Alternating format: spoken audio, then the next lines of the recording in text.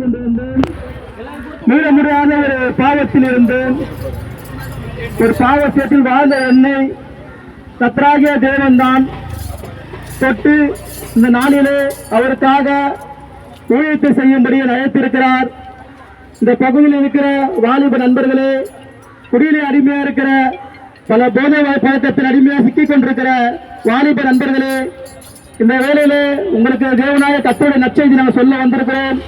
பாவத்திலிருந்து எங்களை மீட்ட தேவன் உங்களையும் இந்த நாட்களிலே மீட்க வல்லவராக இருக்கிறார்.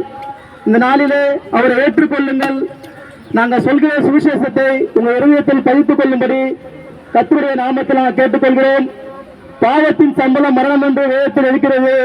பாவம் செய்கிறவன் வாழ்வடைய மாட்டான், அதை அறிக்கை செய்து விட்டுவிடுகிறோம் ஏற்றம் பெறுவான் என்று வேதத்தில் நாங்கள் வாசிக்கிறோம். அதன்படி பாவத்தில் மூழ்கியிருக்கிற ஒவ்வொரு வாலிபர்களும் இளைஞர்களும் பாவத்தை விட்டு வெளிவரும்படியாக கர்த்தராக ஆண்டவர் நம்மளுக்காக சிலுவையில் மரித்து தன் ஜீவனையும் கொடுத்து இந்த நாளிலே கர்த்தர் உங்களை உயிர்ப்பிக்கும்படியாக இந்த சுவிசேஷத்தை நாங்கள் அறிவிக்க வந்திருக்கிறோம். இயேசுவின் நாமத்தினாலே உங்களை வாழ்த்துகிறோம்.